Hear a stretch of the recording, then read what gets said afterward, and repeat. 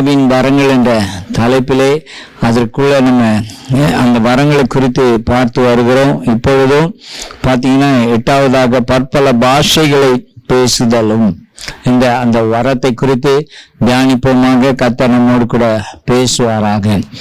பரிசுத்தமுள்ள எங்கள் நல்ல தகப்பனே, இந்த வேளைக்காய் ஸ்தோத்திரம். கர்த்தர் இந்த வார்த்தைகளை ஆசீர்வதித்து தாங்க. இதில் உள்ள ஆவிக்குரிய ரகசியங்களை நாங்கள் அறிந்து கொள்ளவும், ஆண்டவரே இந்த வரத்தை நாங்கள் பெற்றுக்கொள்ளவும், உடைய மகிமைக்கென்று நாங்கள் சாட்சியாய் வாழவும் உதவி செய்யும். சத்துரு இந்த வசனங்களை எடுத்து போடாதபடி நீங்க காத்து கொள்ளுங்க. இயேசு கிறிஸ்து நாமத்தில் பிதாவே, ஆமென். தேவனுக்கு மகிமை உண்டாட்டும். பாருங்க, 1 கொரிந்தியர் 12வது அதிகாரம் 10வது வசனத்துல இந்த மரத்தை குறித்து சொல்லப்பட்டிருக்கிறது. பற்பல பாஷைகளை பேசுதலும். இந்த வரம் பழைய ஏற்பாட்டு காலத்துல இல்ல, தேவன் புதிய ஏற்பாட்டு காலத்திலே ஆண்டவர் என்ன செய்திருக்கிறார்னா இந்த வரத்தை கொடுத்திருக்கிறார். இந்த வரத்தை கொடுத்ததனுடைய நோக்கம் என்னன்னு சொன்னா பாத்தீங்கன்னா 1 கொரிந்தியர் 14:4வது வசனத்துல சொல்லப்படுகிறது, அந்நிய பாஷையிலே பேசுகிறவன் தனக்கே பக்தி விருத்தி உண்டாக பேசுகிறான். அப்போ ஒரு பக்தி விருத்தி உண்டாவதற்காக அந்நிய பாஷை என்ற அந்த வரத்தை தேவன் கொடுக்கிறார். இந்த அந்நிய பாஷையிலே நம்ம பேசும்போது ஆவியானவரோடு கூட தொடர்பு படுத்தி கொண்டு தேவனுடைய சித்தத்தின்படி நம்ம ஜெபிக்கவும், ஒருவேளை நமக்கு என்ன ஜெபிக்கிறோம் நமக்கு தெரியாமல் போனாலும் மேல 2வது வசனத்துல சொல்லும் போது ஆவியினாலும் ரகசியங்களை நம்ம பேசினாலும் நமக்கு என்ன ரகசியம் என்று அப்பொழுது ஆவியானவர் நமக்கு வெளிப்படுத்தாவிட்டாலும் நமக்கு தேவையான நேரத்துல அதை வெளிப்படுத்துவார். கர்த்தருக்கு ஸ்தோத்திரம். அதே அந்நிய பாஷைகளை பேசி நம்ம ஜெபிக்கும் போது நமக்கு தேவையானவைகளை கர்த்தர் வெளிப்படுத்துகிறவராய் இருக்கிறார். கர்த்தருக்கு ஸ்தோத்திரம். அப்போ அந்நிய பாஷை பேசுகிறவன் 1 கொரிந்தியர் 14:2 சொல்றாரு, அவன் தேவனிடத்திலே பேசுகிறான், ரகசியங்களை பேசுகிறான். அப்போ தேவனோடு கூட டைரக்டா ஒரு தொடர்பு ஏற்படுத்தி கொடுக்கிறது இந்த ஆவியின் வரம். இந்த அந்நிய பாஷைகளை குறித்து பலவிதமான காரியங்கள் இருக்கிறது. இன்னைக்கு பாத்தீங்கன்னா அந்த ஒரு வசனத்தை பிடித்துட்டு என்ன செய்வாங்கன்னா பாத்தீங்கன்னா அந்நிய பாஷை பேசுகிறவன் அதை வியாக்கரணம் சொல்றவனா இருக்க வேண்டும். அதன் அர்த்தத்தை சொல்லுகிறவன் இல்லாவிட்டால் சபையிலே பேசாம தனக்கும் தேவனுக்கும் தெரிய பேச கடவன். இந்த 1 கொரிந்தியர் 14:27 சொல்லப்பட்டபடி அந்த வார்த்தையை பிடித்து கொண்டு அநேகர் என்ன செய்வாங்கன்னா அந்நிய பாஷை பேசணும்னா அதை இன்டர்பிரட் பண்ணணும், இல்லைன்னா அதை நம்ம பேசாம இருக்கணும். இந்த வசனம் சொல்லுதுன்னு சொல்லிட்டு இந்த வரத்தை பெற்றுக்கொள்ளாமலும் இந்த வரத்தை முக்கியத்துவம் படுத்தாமலும் என்ன செய்றாங்கன்னா நிறைய இடங்கள்ல காணப்படுகிறார்கள். தேவனுக்கு ஸ்தோத்திரம். ஆனா இந்த வரம் மிக முக்கியமான ஒரு வரமா இருக்கிறது. அந்நிய பாஷை பேசுகிறவன் தேவனிடத்துல பேசுறான். அப்போ நமக்கு ஆவியானவர் அந்த ரகசியங்களை தேவனிடத்துல கொண்டு போய் சேர்க்கிறார். நமக்கு தேவையான காரியங்களை அந்த அந்நிய பாஷைகள் மூலமாக தேவனுக்கு தெரியப்படுத்துகிறோம். தேவனும் ரகசியங்களை நமக்கு வெளிப்படுத்துகிறார். ஆனா அந்த ரகசியங்கள் பாத்தீங்கன்னா மறைப்பொருளா இருக்குது, அறிய முடியல நம்ம நினைக்கிறோம். ஆனா ஆண்டவர் நமக்கு தேவையான தெரிய வேண்டிய காரியங்களை அவர் ஏற்ற வேளையிலே அவர் வெளிப்படுத்துகிறவராய் இருக்கிறார். கர்த்தருக்கு ஸ்தோத்திரம். கர்த்தருடைய காரியம் எதுவுமே பிரயோஜனம் அற்றது என்று சொல்லி நம்ம சொல்ல முடியாது. ஆகவே பிசாசனுடைய வார்த்தைகளுக்கு செவி கொடுத்து அநேக மக்கள் பாத்தீங்கன்னா இந்த ஒரு வசனத்தை குறிப்பிட்டு வைத்து கொண்டு அந்நிய பாஷை பேசுறது பாத்தீங்கன்னா வியாக்கரணம் பண்ணாதான் பேசணும், சபையில பேசக்கூடாது அப்படின்னு சொல்லிட்டு அங்க போயிடறாங்க. கர்த்தருக்கு மகிமை. இன்னொன்னு பாத்தீங்கன்னா இது புறஜாதிகளுக்கு அடையாளமா இருக்குது, விசுவாசிகளுக்கு அடையாளமா இல்லைன்னு சொல்லி இதை பாத்தீங்கன்னா எதிர் வியாக்கரணம் பண்ணி கொண்டு இந்த வரத்தை பெற்றுக்கொள்ளாமலும் அந்த பரிசுத்த ஆவியினுடைய நிறைவை இந்த வரங்கள் மூலமாய் பெற்றுக்கொள்ளாமலும் அவங்க என்ன செய்றாங்கன்னா அப்படியே ஒரு ஆராதனை என்பது பாத்தீங்கன்னா ஒரு பொம்மை நின்றுட்டு ஆராதிக்கிற மாதிரி இருக்கும். உள்ளத்தின் ஆழத்திலிருந்து தேவ பிரசன்னத்தை உணர்கிறவர்களாய் அவர்களால் இருக்க முடியாது. கர்த்தருக்கு மகிமை உண்டாகட்டும். பாருங்க, ஆண்டவர் சொல்றாரு அந்த 1 கொரிந்தியர் 14:4 பக்தி விருத்தி உண்டாக பேசுகிறான். ஏன் பக்தி விருத்தி உண்டாகணும்? அதாவது பழைய ஏற்பாட்டுடைய ஆவிக்குரிய ஸ்டாண்டர்டை விட ஆவிக்குரிய தரத்தை விட புதிய ஏற்பாட்டின் ஆவிக்குரிய தரம் அதிகமாக்கப்பட்டிருக்கிறது. அந்த spiritual living of spiritual life பார்த்தீங்கன்னா அந்த ஸ்டாண்டர்ட் வந்து ஜீசஸ் கிரைஸ்ட்னால அவர் இன்க்ரீஸ் பண்ணி வைத்திருக்கிறார். பழைய ஏற்பாட்டு காலத்துல பார்த்தீங்கன்னா ஸ்திரீயோடு கூட இருந்தாதான் விபச்சாரம். ஆனா புதிய ஏற்பாட்டு காலத்துல ஸ்திரீயை இச்சையோடு கூட பார்த்தாலே விபச்சாரம் என்று சொல்லி அந்த ஸ்டாண்டர்ட் ஆஃப் லிவிங் ஆண்டவர் அங்கு அதிகப்படுத்தி இருக்கிறார், உயர்த்தி இருக்கிறார். ஆகவே தான் நம்ம பக்தி விருத்தி அடையும் போதுதான் அந்த ஸ்டாண்டர்டுக்கு ஏற்ற வாழ்க்கையை நம்மளால வாழ முடியும். ஹல்லேலூயா, தேவனுக்கு ஸ்தோத்திரம். அப்ப ஆண்டவர் இந்த காரியங்களை ஏன் நமக்கு கொடுத்தாருன்னு சொன்னா, புதிய ஏற்பாட்டு காலத்துல ஆண்டவர் அதிகமான காரியத்தை நம்மிடத்துல எதிர்பார்க்கிறார். அதிகமான பரிசுத்தத்தை தேவன் நம்மிடத்துல எதிர்பார்க்கிறதுனாலதான் சத்துருக்களை நேசிங்க, உங்களை பகைக்கிறவர்களுக்கு நன்மை செய்யுங்க, உங்களுக்கு தீமைக்கு தீமை செய்யாதிருங்க. இதெல்லாம் பாத்தீங்கன்னா மனுஷிகமா செய்ய முடியாது. ஆகவே தான் பரிசுத்த ஆவியானுடைய பலன் இந்த அபிஷேகத்தின் மூலமாக பற்பல பாஷைகளை பேசி நம்ம ஜெபிக்கும் போது ஆண்டவர் நமக்கு அந்த கிருபையை கொடுக்கிறார். ஹல்லேலூயா. அந்த ஸ்டாண்டர்ட் ஆஃப் லிவிங்ல நம்ம வாழக்கூடிய தகுதியை தேவன் நமக்கு ஏற்படுத்தி கொடுக்கிறார், பக்தி விருத்தியை கொடுக்கிறார். அப்போ அந்த மாதிரி போராட்டங்கள் வரும்போது, அந்த மாதிரி சத்தியத்தின்படி நம்ம நடக்கணும் என்ற சூழ்நிலை வரும்போது தேவனுக்கு பிரியமாய் நடக்க ஆண்டவர் நமக்கு உதவி செய்கிறார். பற்பல பாஷைகளை பேசி நம்ம ஜெபித்துட்டு வரும்போது கர்த்தர் அது நமக்கு என்ன செய்யறாரு, நம்முடைய ஆவியிலே ஒரு புது பலனை கர்த்தர் கொடுக்கிறார். தேவனுக்கு ஸ்தோத்திரம். இங்க ஆண்டவர் சொன்னார் பாத்தீங்கன்னா, அந்த மார்க் 16:17 சொல்றாரு, என்னை விசுவாசிக்கிறவர்கள் நவமான பாஷைகளை பேசுவார்கள். அப்போ இயேசு ஏன் அந்த காரியத்தை முக்கியத்துவப்படுத்தி பேசுறார்? அந்த காரியம் எவ்வளவு அவசியமா இருக்குமானா, சீஷர்களுக்கு, தன்னை விசுவாசிக்கிறவர்களுக்கு இந்த வரம் மிக மிக முக்கியம் என்பதை குறித்து இயேசு அங்கே மென்ஷன் பண்ணுகிறார். கர்த்தருக்கு மகிமை உண்டாட்டும். அப்போ ஒரு மனுஷன் புதிய ஏற்பாட்டு ஸ்டாண்டர்ட் படி, அந்த வசனங்களின்படி, சத்தியத்தின்படி நடக்க வேண்டுமானால், சாட்சியுள்ள ஒரு வாழ்க்கை இருக்குமானால், ஏனென்றால் நம்ம இச்சையோடு கூட பார்க்கிறது மனுஷனுக்கு தெரியாது, தேவனுக்கு தெரியும். ஹல்லேலூயா. ஆகவே தான் மறைவான பாவங்களும் நமக்குள்ள இருக்கக்கூடாது, வெளியரங்கமான பாவங்களும் இருக்கக்கூடாது என்று சொல்லிதான் நம்மளை உயர்த்தும்படியாய், ஆவிக்குரிய தரத்தை கர்த்தர் நமக்கு உயர்த்தும்படியாக ஆண்டவர் நமக்கு இப்படிப்பட்ட அந்த வரத்தை கர்த்தர் கொடுக்கிறார். கர்த்தருக்கு ஸ்தோத்திரம் உண்டாட்டும். அல்லேலூயா. அப்ப பாருங்க, இந்த வரத்தை பெற்றுக்கொண்டு நம்ம ஜெபிக்கும் போது தனிப்பட்ட முறையில நமக்கு என்ன நடக்குதுன்னு சொன்னா, அந்த தேவனுடைய பிரசன்னம் அதிகமாய் காணப்படுகிறது, தேவனுடைய பலன் நமக்கு கிடைக்கிறது, தேவனுடைய கிருபை கிடைக்கிறது, தேவனுடைய ரகசியத்தை நம்ம அறிந்து கொள்ளக்கூடிய காரியத்தை கர்த்தர் நமக்கு செய்கிறார். டைரக்டா தேவனிடத்துல பேசக்கூடிய ஒரு கிருபை இந்த அந்நிய பாஷை கொடுக்கிறது. கர்த்தருக்கு மகிமை. ஏன்னா மற்ற மொழிகளிலே நம்ம சொந்த மொழியில பேசினா அப்படி ஏற்படாதா அப்படின்னு நீங்க சொல்லலாம். அந்த மொழியில பேசும்போது பாத்தீங்கன்னா பிசாசுகள் எதிர்த்து நிற்கும், ஜபத்துக்கு தடையா இருக்கும், ஜபம் போய் சேரக்கூடாதபடி சில நாட்கள் கூட தாமதிக்கும். ஆனால் அந்நிய பாஷையில நம்ம ஜெபிக்கும் போது தேவனிடத்திலே நம்ம டைரக்டா பரிசுத்த ஆவியானவர் மூலமாய் தேவன் நமக்கு தொடர்பை ஏற்படுத்துகிறார். ஆகவே வழியில எந்த ஒரு சத்துருவோ அதை எதிர்த்து நீக்க முடியாது, அதை தடை செய்ய முடியாது. ஆகவே தான் ஆண்டவர் இந்த கிருபைகளை நமக்கு வைத்திருக்கிறார். பற்பல பாஷைகளை, நவமான பாஷைகளை பேசுவார்கள் என்று சொல்லி இயேசு சொன்னார். ஏன்னா டைரக்டான கான்டாக்ட் வரணும். Standard of spiritual living increase ஆகுது. அதுலயும் நம்ம நல்லா இருக்கணும், நம்முடைய கண் தெளிவா இருக்கணும் சொல்லி ஆண்டவர் விரும்புகிறார். அப்படிப்பட்ட அந்த கண்களில் எந்த ஒரு இச்சைகளும் இருக்கக்கூடாது, சிந்தையில இருக்கக்கூடாது. ஒரு மேன்மையான பரிசுத்த வாழ்க்கை நமக்குள்ள இருக்க வேண்டும் என்று சொல்லி தேவன் விரும்பினதுனாலதான் அது இயேசு கிறிஸ்து நமக்கு சொல்லி போயிருக்கிறார். நவமான பாஷைகளை பேசுவாங்க. அந்த பக்தி விருத்தியை நம்ம பெற்றுக்கொள்ளும் போது நம்மளால இன்னும் பரிசுத்தமா இருக்க முடியும். இயேசு சொன்னார், பரிசுத்தம் உள்ளவன் இன்னும் பரிசுத்தமாகட்டும், நான் இதோ சீக்கிரமா வருகிறேன். அப்போ ஒவ்வொரு நாளும் நம்ம பரிசுத்த ஆவியில நிரம்பி அந்நிய பாஷைகளை பேசி நம்ம ஜெபிக்கும் போது இன்னும் ஆவியானவர் நம்மை பரிசுத்தப்படுத்துகிறார். தேவனோடு கூட தொடர்பு ஏற்படுத்துகிறார். ரகசியங்களை அறிந்து கொள்ள ஆண்டவர் உதவி செய்கிறார்.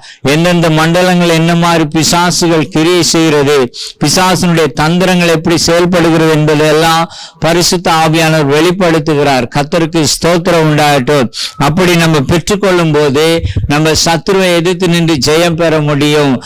தேவனுடைய ரகசியங்களை நம்ம அறிந்து கொள்ள முடியும். அவர் மறைவாய் நம்முடைய வாழ்க்கைக்கென்று நம்முடைய ஊழியத்துக்கென்று சொல்லி வைத்திருக்கிற அந்த காரியத்தை எல்லாம் ஆவியானவர் நமக்கு வெளிப்படுத்தி கொடுப்பார். கர்த்தருக்கே மகிமை உண்டாகட்டும். ஆகவேதான் இயேசு இந்த வரத்தை குறித்து அவர் பேசுகிறார். முக்கியத்துவப்படுத்தி பேசும்போது அது மகா மேன்மையான ஒரு வரமா இருக்கிறது. ஆகவே மற்றவர்கள் இதை பெற்றுக்கொள்ளாம அதை அற்பமா நினைக்கிறாங்க, உதாசீனப்படுத்துறாங்க. சிலருக்கெல்லாம் பாத்தீங்கன்னா அந்நிய பாஷை பேசினா குதிக்கிறாங்க. அதனால நம்ம பெற்றுக்கொள்ள கூடாது, ஆவியில நிரம்ப கூடாதுன்னு நினைக்கிறாங்க. கர்த்தருக்கு ஸ்தோத்திரம். இப்ப ஒரு தகப்பன் ரொம்ப நாள் கழிச்சு வராருன்னு சொன்னா ஒரு 2 வயசு குழந்தை அது என்ன செய்யும்? அந்த தகப்பனை பார்த்த உடனே அது சூழ்நிலையை பார்க்காது, துள்ளி குதிக்கும். அது துள்ளி குதித்து கைகளை தட்டி ரொம்ப சந்தோஷமா அது இருக்கும். ஏன்னா அந்த பிள்ளை அதனுடைய சுபாவம் அப்படி. கர்த்தருக்கு ஸ்தோத்திரம். அதை விட ஒரு 4 வயசு பிள்ளை என்ன செய்யணும்? ஓடி போய் தகப்பனை அணைத்து கொள்ளும். ஒரு 10 வயசு பிள்ளையா இருக்குமானா அது என்ன செய்யும்? டேடி அப்படின்னு சொல்லிட்டு போகும். அப்போ ஒவ்வொரு பிள்ளைகளுக்கும் வித்தியாசம் இருக்கிறது. அவங்க பார்க்கறது தேவனை தான் பார்க்கறாங்க. அப்போ தன் தகப்பனை இந்த பிள்ளைகள் எப்படி பார்க்கறாங்களோ அதே போல தங்களை அர்ப்பணிக்கிற தேவனுடைய பிள்ளைகள் அந்த தேவனுடைய மகிமையை காணும் போது, தேவனுடைய அபிஷேகத்தை அவர்கள் மேல் பெற்றுக்கொள்ளும் போது அவங்க யாரை குறித்தும் கவலைப்படுறதில்லை. கைகளை தட்டி அந்த இடத்துல குதிக்கிறாங்க. கர்த்தருக்கு ஸ்தோத்திரம் உண்டாகட்டும். அது தவறு இல்லை, கர்த்தருக்கு மகிமை உண்டாகட்டும். ஆனா அது அளவுக்கு அதிகமா போகாம மற்றவர்களுக்கு இடரெல்லாம் இல்லாத அளவுல இருக்கிறது நல்லது. கர்த்தருக்கு மகிமை உண்டாகட்டும். ஆகவே அந்நிய பாஷைகளை பேசுகிறவன் தேவனோடு கூட பேசுகிறான்.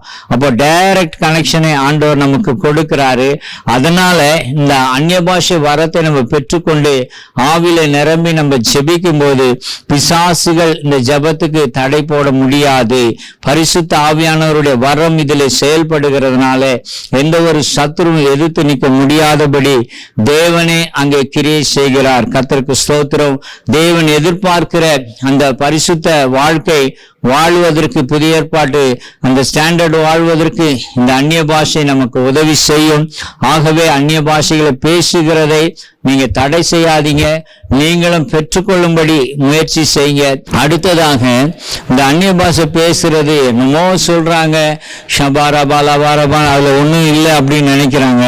ஆனா ஆண்டவர் என்ன செய்யறாருன்னா பாத்தீங்கன்னா அந்த அப்போஸ்தலர்கள் காத்திருக்கும் போது அவர் 2ஆம் அதிகாரத்துல பாத்தீங்கன்னா தேவனுடைய மகத்துவங்களை அவர்கள் பேசினார்கள் என்று சொல்லி எழுதப்பட்டிருக்கிறது. அப்போ கர்த்தரை துதிக்கிற ஒரு அபிஷேகம் அந்த அந்நிய பாஷையிலே உண்டு. தேவனுக்கு மகிமை உண்டாகட்டும். ஆகவேதான் ஆண்டவர் இடைவிடாம தன்னுடைய, அதாவது மாம்ச பிரகாரமாய் கர்த்தரை நம்ம துதிக்கும் போது சில நிமிஷங்கள், சில மணி நேரத்தோட நம்ம நிறுத்திடுவோம்.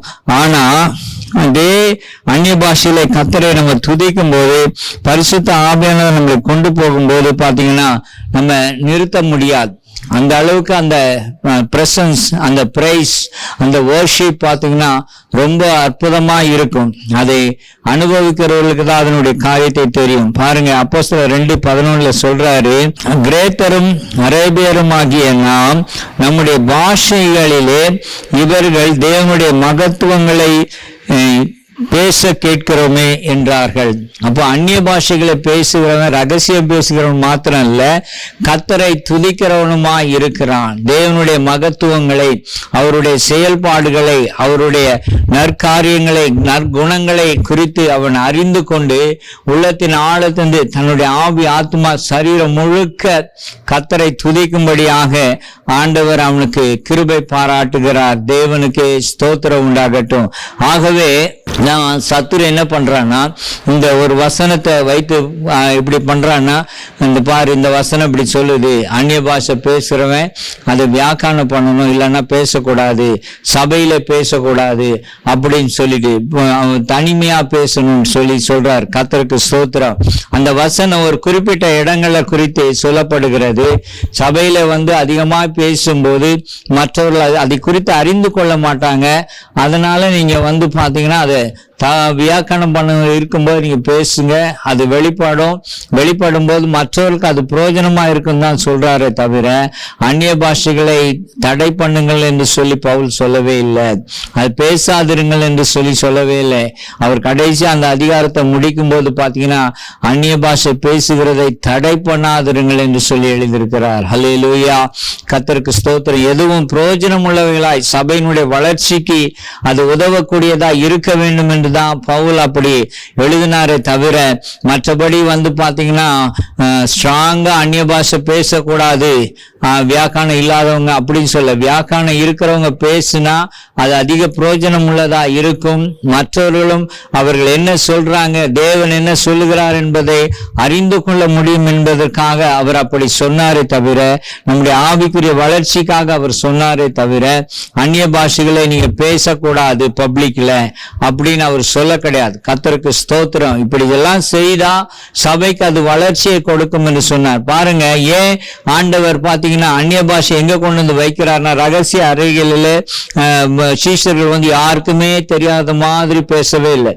அப்போஸ்தலர் நடபடி 2ஆம் அதிகாரத்துல பாத்தீங்கன்னா மேல் வீட்டுல அவங்க காத்திருக்கும் போது எல்லாரும் கேட்கும்படியாக அவர்கள் அந்நிய பாஷையில பேசினாங்க. அப்ப கர்த்தருடைய ஆவியானவர் அந்த அக்கினி நாவா இறங்கி வந்த போது அவங்களுக்கு கொடுக்கப்பட்ட வெவ்வேறு பாஷைகளின்படி அவங்க பேசுறாங்க. கர்த்தருக்கு ஸ்தோத்திரம். எல்லாரும் கேட்கும்படிதான் அதை பேச வைத்தார். கர்த்தருக்கு மகிமை. ஏன் ஆண்டவர் அந்த நேரத்துல அவங்கள தனிமையா, இப்போ யோவானோ இல்ல பேதுரோ தனிமையில இருக்கும்போது ஜெபம் பண்ணும் போது அந்நிய பாஷையை கொடுத்து பேச வைத்திருக்கலாமே, ஏன் ஆண்டவர் பப்ளிக்ல பேச வைத்தார்? அந்த ஏன் பேச வைக்கிறார் என்பதை மக்கள் அறிந்து கொள்ளணும்.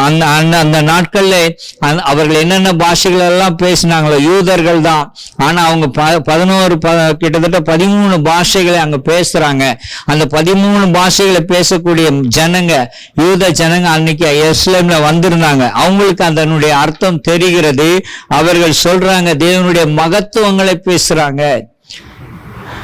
கர்த்தருக்கு ஸ்தோத்திரம் உண்டாட்டும். தேவனை துதித்து தேவனுடைய செயல்பாடுகளையும் குணாதிசயங்களையும் குறித்து அவரை மகிமைப்படுத்துறாங்க. அப்போ பிரைஸ் அண்ட் வர்ஷிப் அங்க நடக்குது, அந்நிய பாஷையில நடக்குது தவிர அவர்கள் வேற ஒன்று தேவையில்லாத காரியத்தை பேசவே இல்லை. அப்போ பப்ளிக்ல பேசும்போது ஆண்டவர் மற்றவர்களுக்கு அது என்னவென்பதை வெளிப்படுத்தி காண்பிக்கிறார். பாருங்க, கொர்நேலிய வீட்டுல பேதுரு அங்கே உபதேசம் பண்ணும்போது, பிரசங்கம் பண்ணும்போது பரிசுத்த ஆவியானவர் புறஜாதிகள் மேல் இறங்கினார். அங்கே அவர்கள் அந்நிய பாஷைகளை பேசுறாங்க. கர்த்தருக்கு ஸ்தோத்திரம் உண்டாட்டு. ஏன் ஆண்டவர் அங்கே ஒவ்வொருத்தரா தனித்தனியா இருக்கும்போது அந்த வரத்தை கொடுத்திருக்கலாமே, ஏன் பப்ளிக்ல ஆண்டவர் கொடுத்தார்? அப்போ இப்படிப்பட்ட ஒரு வரம் இருக்குது, இதை நீங்க பெற்றுக்கொள்ள வேண்டும், இதனால நீங்கள் பலனடைய வேண்டும், சபை வளர வேண்டும் என்பதற்காகவே தேவனால் தீர்மானிக்கப்பட்ட புதிய ஏற்பாட்டு பரிசுத்த வான்களுக்காக ஏற்படுத்தப்பட்டதுதான் இந்த அந்நிய பாஷை. இதை சத்துரு தடுத்து நிற்கிறான். அநேக இடங்கள ஊழியர்கள் கூட பாத்தீங்கன்னா அந்நிய பாஷைகளை பேசுகிறது இல்லை. நம்ம அந்நிய பாஷை பேசணும்னு சொன்னா நம்மளை வித்தியாசமா பாக்குற மக்கள் இருக்கிறாங்க. கர்த்தருக்கு ஸ்தோத்திரம். எது எப்படியோ, யார் என்ன நினைச்சாலும் கவலை இல்லை. ஆண்டவர் பேச சொல்லும் போது அந்த ஆவியானவருடைய நடத்துதலுக்கு கீழ்ப்படிவதற்கு நாங்கள் ஒப்பு கொடுக்கிறோம். கர்த்தருக்கு மகிமை உண்டாகட்டும். அது வித்தியாசமானதோ வேண்டாததோ, அதாவது வேண்டாத ஒரு காரியமோ இல்ல அருவருப்பானதோ அல்ல. அது கர்த்தரை துதிக்கக்கூடிய அபிஷேகம் அந்த அந்நிய பாஷையில இருக்கிறது.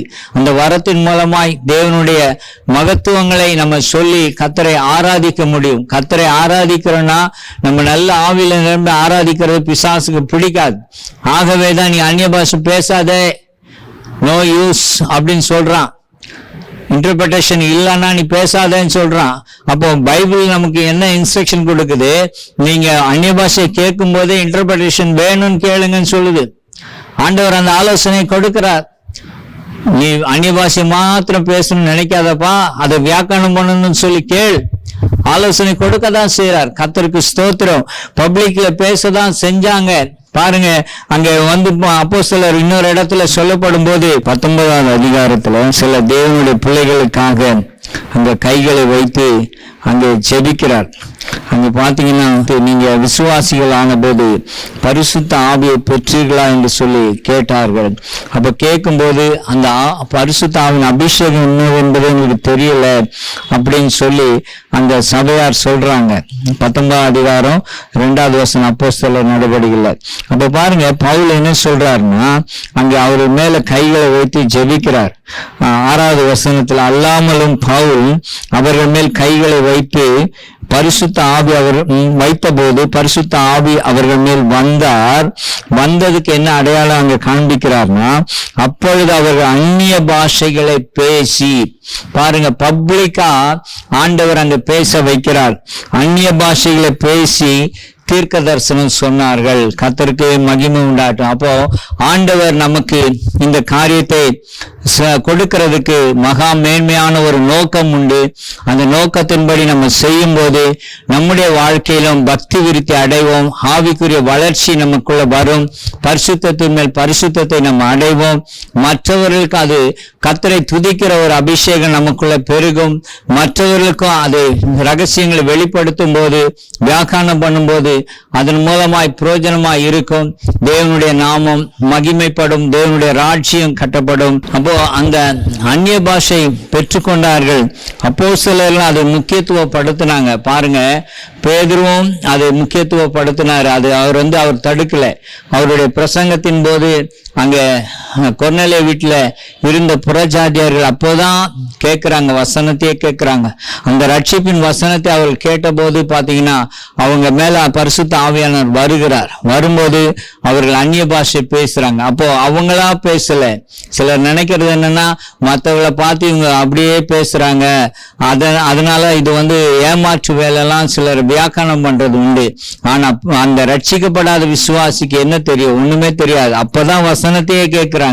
அந்த வசனத்தையே கேட்டவர்கள் மேல ஆவியானவர் அந்த கிருபைகளை கொடுக்கிறார், வரத்தை கொடுக்கிறதுனால அவங்க அந்நிய பாஷை பேசுறாங்க. அதே மாதிரி பவுல் 19ஆம் அதிகாரத்துல கைகளை வைத்து ஜெபிக்கிறார். பரிசுத்த ஆவியின் அபிஷேகத்தை பெற்றுக்கொள்ளணும்னு சொல்லி ஜெபிக்கும் போது பாத்தீங்கன்னா, அவங்க அந்நிய பாஷைகளை பேசி தீர்க்க தரிசனம் சொல்றாங்க. கர்த்தருக்கு மகிமை உண்டாகட்டும். அவங்களுக்கு மாத்திரம் பக்தி விருத்தி உண்டாக்க ஆண்டவர் அங்கே உடல தீர்க்க தரிசனம் சொல்லி மற்றவர்களுக்கும் பிரயோஜனம் உண்டாகும்படி கர்த்தர் கிரியை செய்கிறார். ஆகவே நம்ம நினைக்கிற மாதிரி அந்நிய பாஷை மட்டும் ஆண்டவர் தருவார்னு சொல்லி நம்ம நினைக்க கூடாது. அதை பெற்றுக்கொண்டால் ஒன்றும் பிரயோஜனம் இல்லை நினைக்க கூடாது. பாருங்க, சாத்தான் நம்மளை தவறாய் வழி நடத்துகிறது உண்டு. முதலாவது நமக்கு பக்தி விருத்தி, பரிசுத்தத்தின் மேல் பரிசுத்தம் அடைய முடியும். 2வது துதியின் அபிஷேகம் நமக்குள்ள அது வரும். எப்பொழுதும் ஆண்டவரை துதித்து கொண்டிருக்க முடியும். 3வது ரகசியங்களை நம்ம அறிந்து கொள்ள முடியும். இவைகள் எல்லாம் அறிந்து கொள்ளக்கூடாது. நம்முடைய ஜெபத்துக்கு பிசாசு தடையா நிற்க முடியாது என்பதெல்லாம் அவன் அறிந்திருக்கிறதுனாலதான் நமக்கு இந்த அந்நிய பாஷை வேண்டான்னு சொல்லி அவன் நம்மளை நெக்லெக்ட் பண்ண சொல்லி சொல்றான். கர்த்தருக்கு ஸ்தோத்திரம். ஆனா தேவனுடைய வசனத்தின்படி ஆண்டவர் நமக்கு கொடுப்பாரானா அது மிகவும் பிரயோஜனம் உள்ளதா இருக்கும். அல்லேலூயா, கர்த்தருக்கு மகிமை உண்டாட்டும். ஆகவே இந்த அந்நிய பாஷைகளை நீங்க குறித்து தவறான எண்ணம் உடையவர்களா இருக்காதீங்க. நிறைய பாரம்பரிய சபைகள்ல பாத்தீங்கன்னா அந்நிய பாஷைகளை பேச மாட்டாங்க. கர்த்தருக்கு ஸ்தோத்திரம் உண்டாகட்டும். ஆனா அவங்களுடைய வாழ்க்கை எப்படி இருக்கிறது, ஆவிக்குரிய வாழ்க்கையின் தரம் என்பதை தேவனும் அவங்களும் தான் அறிவார்கள். கர்த்தருக்கு ஸ்தோத்திரம். இந்த அந்நிய பாஷை பேசுறவங்க சில தவறு செய்யறாங்க என்பதற்காக நீங்க அதை குறித்து பார்க்காதீங்க. ஆண்டவர் எல்லாருக்கும் கிருபை பாராட்டுகிறார். அதை சரியா பயன்படுத்துறவங்க ஆண்டவரை மகிமைப்படுத்துறாங்க. அதை தவறா பயன்படுத்துறவங்க, அற்பமா நினைக்கிறவங்க, கர்த்தருக்கு விரோதமா சில காரியங்களை செய்யும் போது அவங்க இடரலாய் காணப்படுகிறாங்க. ஆகவே மற்றவர்களை நம்ம பார்க்காம தேவனுடைய வார்த்தை என்ன சொல்லுகிறது, எப்படி ஆண்டவர் நமக்கு அந்த அபிஷேகத்தை கொடுக்க விரும்புகிறார் என்பதை குறித்து நம்ம அறிந்து கொண்டு இந்த அந்நிய பாஷைகளை பேசுவோமானா தேவனிடத்தில் ரகசியம் பேசுவோம். நல்ல ஒரு டைரக்ட் கான்டாக்ட் ஆண்டவர் இந்த வரத்தின் மூலமா ஏற்படுத்துகிறார். தேவனும் ரகசியங்களை நமக்கு சொல்லிக் கொடுப்பார். அது மட்டும் இல்லாம பாத்தீங்கன்னா நம்முடைய பக்தி விருத்தி அடையும். நம்ம ஆண்டவரை எப்பொழுதும் பிரைஸ் பண்ணிட்டே இருக்கலாம். சத்துரு நம்முடைய ஜெபத்தை தடை செய்ய முடியாது. இப்படிப்பட்ட கிருபைகள் அந்த வரத்துக்குள்ள இருக்கிறதுனால அதை பெற்றுக்கொள்ள நம்ம வாஞ்சிப்போம். கர்த்தர் உதவி செய்வார். பப்ளிக்ல பேசக்கூடாதுன்னு சொல்லி சிலர் சொல்ற அந்த தவறான வியாக்கானம் வேத வசனத்தின்படி தவறு. ஆண்டவர் அங்கே 120 பேர் காத்திருக்கும் போது வெளிப்படையா எல்லாரும் கேட்கும்படியா அந்நிய பாஷையை கொடுத்தார், பேச வைத்தார், பேசினார்கள். அதே மாதிரி கொர்நேலியா வீட்டுல பேசினார்கள், பப்ளிக்ல தான் பேசினாங்க. 19ஆம் அதிகாரம் அப்போஸ்தலர் 6ஆம் வசனத்துல பப்ளிக்ல தான் பேசுறாங்க. கர்த்தருக்கு ஸ்தோத்திரம் உண்டாட்டும். அப்போ ஆண்டவர் அந்த பாத்தீங்கன்னா கொரிந்து பட்டணத்தாருக்கும் இதை கொடுக்கிறார். இதெல்லாம் ஆண்டவர் செய்யும் போது அதற்கு விரோதமா நம்ம பேசவும் கூடாது, எதிர்த்து நிற்கவும் கூடாது. அப்போ சத்துரு நம்மளை தவறான வழியில நடத்துவதற்கு இடம் கொடாம நம்ம ஆவிக்குரிய வளர்ச்சிக்காக மற்றவருடைய பிரயோஜனத்துக்காக இந்த அந்நிய பாஷை வரங்களை பெற்றுக்கொண்டு கர்த்தரை துதிப்போம், ஸ்தோத்திரம் பண்ணுவோம், பக்தியில வளருவோம், சத்துருவோடு கூட எதிர்த்து நின்று ஜெயம் பெறுவோம். கர்த்தர் நமக்கு உதவி செய்வாராக. ஹல்லேலூயா. கர்த்தருக்கு மகிமை உண்டாட்டும். நாம் ஜெபம் பண்ணுவோம். ஆண்டவரே, இந்த அந்நிய பாஷைகளை குறித்து ஆண்டவரே இருக்கிற தவறான உபதேசங்களை கர்த்தர் அகற்றி இந்த அந்நிய பாஷைகளை எல்லாரும் பெற்றுக்கொள்ளவும் ஆவிலே அனலாய் இருக்கவும் கர்த்தர் உதவி செய்யுங்கப்பா. எப்பொழுதும் கர்த்தரை துதிக்க ஸ்தோத்தரிக்க கிருபை பாராட்டுங்க. அது மட்டும் இல்ல ஆண்டவரே, தேவனுடைய மகத்துவங்களை நாங்கள் பேசி உம்மை ஆராதிக்கணும், மகிமைப்படுத்தணும். ஆண்டவரே, ரகசியங்களை உம்மிடத்தில் நாங்கள் பெற்றுக்கொள்ளவும் அறிந்து கொள்ளவும் உதவி செய்யுங்க. ஆண்டவரே, எங்கள் ஆவிக்குரிய தரம் அதிகமாக்கப்பட உதவி செய்யுங்க. சத்துருக்கு எதிர்த்து நிற்க உதவி செய்யுங்க. இயேசுவே ஆண்டவரே, இந்த வசனத்தை கேட்கிற ஒவ்வொருடைய வாழ்க்கையிலும் உங்களுடைய அபிஷேகம் இறங்கட்டும், இந்த வரம் கிடைக்கட்டும், அற்புதங்கள் நடக்கட்டும், அதிசயங்கள் நடக்கட்டும், எல்லா தடைகள் அவர் வாழ்க்கையில நீங்கி போகட்டும். சமாதானத்தின் தேவன் தாமே அவர்களுக்கு சமாதானத்தை கொடுத்து மகிமையான காரியங்களை அவர் வாழ்க்கையில செய்யும்படி கிருபை பாராட்டுவீராக. இயேசு கிறிஸ்து நாமத்தில் நல்ல பிதாவே, ஆமென்.